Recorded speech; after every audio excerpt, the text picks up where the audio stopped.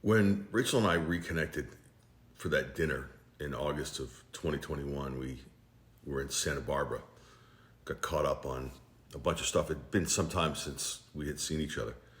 She told me that at that time she was doing real estate law, and she was obsessed at dinner with the Kristen Smart case.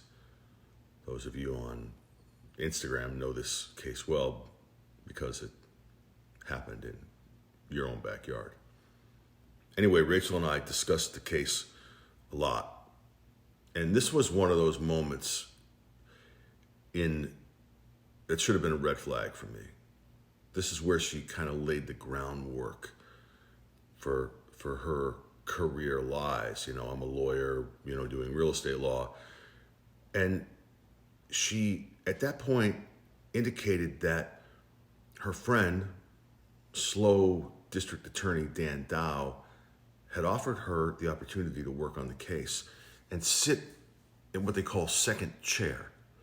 So when a case gets prosecuted, you got the prosecutor and then you got another lawyer sitting second chair. Rachel indicated that she was invited to sit second chair. Really a holy shit moment. Left me scratching my head thinking this woman is practicing real estate law, no criminal law, and now she's involved with this. I would get all these texts about her and Dan and working on the case and all that. It was part of her scam with me, part of her way to lure me in. And it also laid the groundwork for her being unavailable for me because she was working on the case. She was part of that team, going to work a couple days a week, couldn't see me, couldn't be available. So at any rate, she started to discuss this podcast that Chris Lambert did.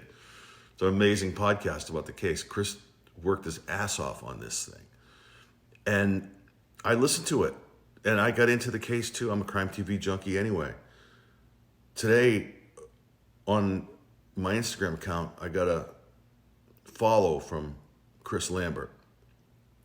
So I thought it'd be a good opportunity to share my story about Rachel and her alleged involvement in the Smart case. She did bring Chris's name up at the beginning, but I'm sure that, if I get the opportunity to talk to Chris and say, hey, do you know Rachel? You remember Rachel from the Smart case? I mean, I realize I live in Vegas. I'm not a gambling man, but I think I know what he's going to say to that. What about you?